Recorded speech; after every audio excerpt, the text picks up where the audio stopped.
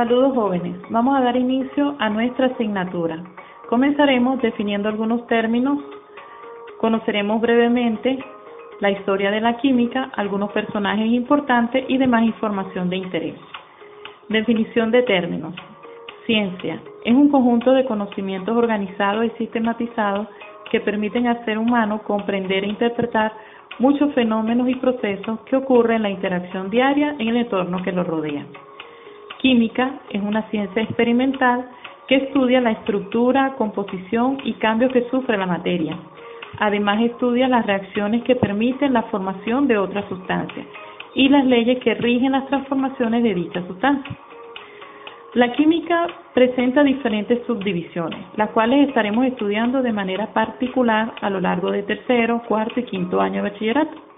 Algunas de estas subdivisiones están relacionadas con otras ciencias, como por ejemplo, la química orgánica y bioquímica está relacionada con la biología, la físico-química y la química industrial con la física, la neuroquímica con la medicina, la química inorgánica y la analítica, al igual que la físico-química y la química industrial, es de suma importancia el dominio de las matemáticas para la comprensión, análisis y resolución de problemas, cálculos y reacciones, además de las interpretaciones de procesos.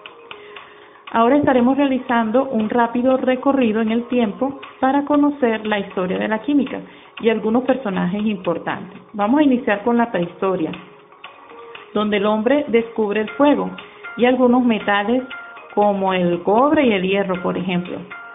Y de la combinación de esto surge la aleación de metales con el horneado.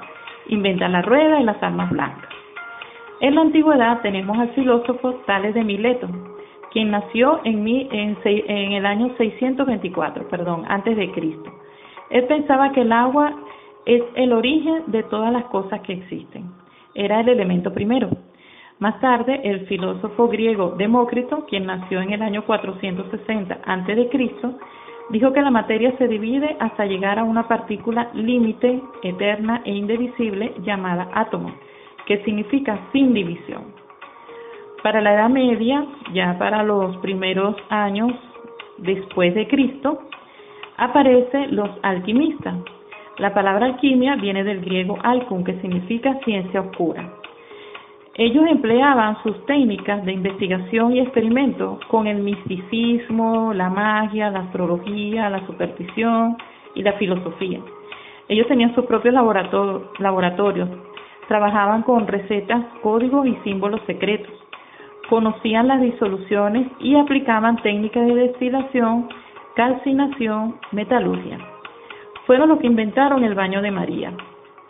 En la Edad Moderna ya es el inicio de la ciencia experimental y nombraremos dos grandes científicos. Vamos a empezar con Robert Boyle, un inglés que nació en 1627, estableció la ley de Boyle para los compuestos gaseosos, inventó la bomba de aire. También tenemos al francés Antonio Lavoisier, nació en el año 1743, es considerado el padre de la química moderna. Este propuso la ley de la conservación de la masa.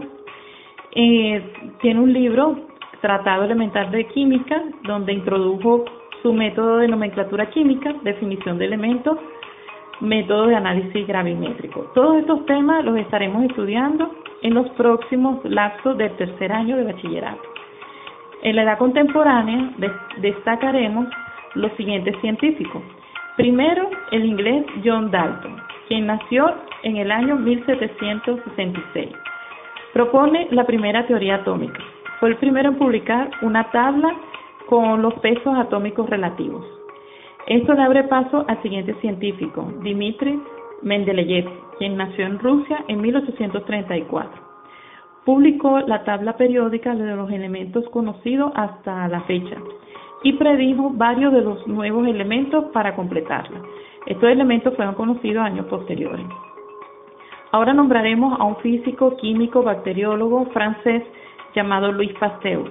Nació en el año 1822, fue el creador de la pasteurización y la teoría germinal de las enfermedades infecciosas. 42 años después nace en nuestro país el médico científico y profesor, el doctor José Gregorio Hernández. año 1864. Médico patólogo, y aquí tenemos un dato curioso. 3 generaciones después de Luis Pasteur, el médico científico venezolano fue a estudiar a París y tuvo como profesor al científico Isidore Straub, quien fue a la vez alumno de 2 discípulos de Luis Pasteur. Todos ellos fueron precursores de la bacteriología. Al culminar sus estudios, regresa de París a Venezuela y trae estos importantes y útiles conocimientos. En el año 1906 funda la Cátedra de Bacteriología en Venezuela, en la UCB, quien fue pionera también en América. Además trajo el primer microscopio al país y fue el primero en enseñar su manejo. En la actualidad tenemos a estos 3 científicos premios Nobel de Química en el año 2000 por el descubrimiento y desarrollo de polímeros conductores, una revolución en la tecnología actual, aplicable para los visores electrocrómicos, para los diodos emisores de luz LED y en las pantallas flexibles LED. Vamos ahora a conocer la materia y sus cambios. La materia es todo aquello que ocupa un lugar en el espacio, tiene masa y una duración en el tiempo. Puede sufrir cambios físicos y químicos. Los cambios físicos son aquellos que no forman nuevas sustancias, es decir, cambia su fase o estado físico, pero mantiene su composición molecular. Son temporales, no liberan ni absorben grandes cantidades de energía calórica. La ilustración nos muestra los cambios de fase de la materia. En este caso es el agua. Iniciamos de izquierda a derecha. Cuando el agua en estado sólido, que conocemos como hielo, pasa a estado líquido, este proceso lo conocemos como fusión. Luego, cuando pasa de estado líquido a gas, vapor de agua, el proceso se llama evaporación. La condensación es cuando el agua pasa de estado gaseoso a líquido. Y cuando pasa de estado líquido a sólido, le conocemos como solidificación. Observe que en cualquiera de estos estados y cambios físicos que puede pasar el agua, en ninguna de ellas pierde su composición molecular. En todas sigue siendo H2O, agua. El proceso de sublimación es cuando una sustancia pasa de estado sólido a gaseoso y viceversa, sin pasar por la fase líquida. Un típico ejemplo de esto es el que conocemos como hielo seco, que es el CO2 en estado sólido, utilizado mucho para mantener frío los helados en cava. También es usado en las técnicas de estampados de franela, tazas y demás objetos, como con impresoras de sublimación. Ahora bien, si una materia sufre cambios químicos, lo sabremos porque sí formó nuevas sustancias. No hay cambios de fase o estado. La sustancia que formó es totalmente diferente a su composición inicial. Por lo general, libera y absorbe grandes cantidades de energía calórica.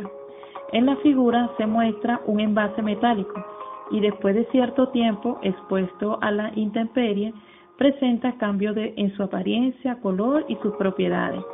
Es decir, muestra evidencia que sufrió cambios químicos. Formó nuevas sustancias. Esto se debe a que el metal reaccionó químicamente con el oxígeno del aire y la humedad del medio ambiente, formando nuevas sustancias o compuestos, cuya composición es diferente al envase inicial. Este proceso químico específicamente se denomina oxidación. Para conocer los materiales que utilizaremos en las próximas prácticas de laboratorio, les invito a acceder al material preparado especialmente para este tema. Muchas gracias.